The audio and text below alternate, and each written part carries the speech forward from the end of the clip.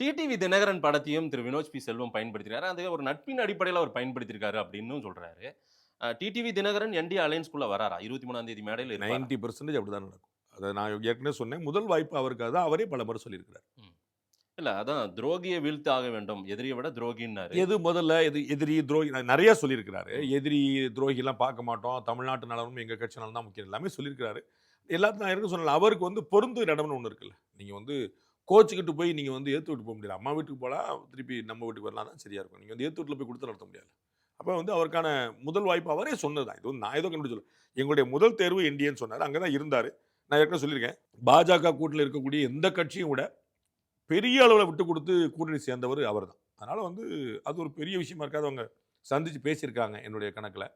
அதனால சுமூகமா அது முடிஞ்சிரும். அண்ணாமலையை ஒரு பெரிய திட்டத்தோட தான் தலைவர் ஆக்குனாங்க. அவருடைய செயல்பாடும் பேசு பொருளா தான் இருந்தது. இப்போ ஏதோ ஒரு ஒரு பெரிய அளவுக்கான தொலைநோக்கு திட்டத்தோட தான் அண்ணாமலைய மாத்தி இருக்கிறது போல தான் எனக்கு திரு குருமூர்த்தி பேசின ஸ்டேட்மெண்ட் இருந்தது சார். அப்போ ஏதோ ஒரு தொலைநோக்கு திட்டத்த வச்சிருக்காங்க. அண்ணாமலையையும் கொஞ்சம் அவருடைய பதவியிலிருந்து கீழ இறக்கிட்டு ஒரு திட்டம் வச்சிருக்குது பிஜேபிங்க. ஆமா நான் சொன்னேன். ம். இதுதான் 1000 முறை சொன்னேன்.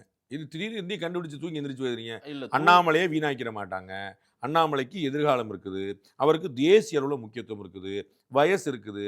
பாஜக பாழாக்காது. பாழாக்குச்சுன்னா பாஜகவுக்கு நட்டம். அவ்வளவும் சொல்லியிருக்கேன். ம். திடீர்னு வந்து ஏதோ திட்டம் இருக்கோ சார். எனக்கு ஏதோ தோணுதுன்னு எனக்கு ஒண்ணும் புரியவில்ல. நீங்க ச என் கூட மட்டும் தான் ஒண்ணா இந்த மட்டும் தான் இந்த பழகிட்டு இருக்கீங்க. திட்டத்தில் பலியாடா அதிமுக இருக்குமான்ற சந்தேகத்தை நீங்க இன்னைக்கு மக்கள் 53வது தடவ நீங்க கேட்டாலும், அதிமுககாரங்க யாரும் உங்கள கவலையேப்படாம கண்டுக்கவே மாட்டாங்க. கவலைப்படாதீங்க. என்னையும் நீங்க கண்டுக்காம யாருன்னு அவங்க எல்லாருக்கும் சார் தெரியும். அவங்க இப்ப தான் சார் முழிச்சுக்கணும். ஐயோ! பாவம் ட்ரை பண்ணிட்டே இருங்க. உங்களுக்கான செட்டில் ஆயிரும் கவலைப்படாதீங்க. நீங்க வந்து ஏடிஎம்கேக்காரங்க கவலையே பட மாட்டாங்க. அவங்களுக்கு வந்து உங்கள நல்லா தெரியும்.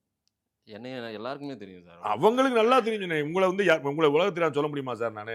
உங்கள பார்த்து நாங்க வழியுற்றி பின்பற்றி வர்றோம் நாங்க. அப்படியா உங்க வழியில தான் நான் சொல்ல வர்றது வந்து, என் வழியில வந்து நீங்க எங்க வருவீங்க தெரியுங்களா? சட்டைய மாத்த வேண்டியிருக்கும். நீங்க பரவாயில்லையான்னு பாருங்க. நான் சொல்ற வழி வந்து அவங்களுக்கு உங்கள நல்லா தெரியும்.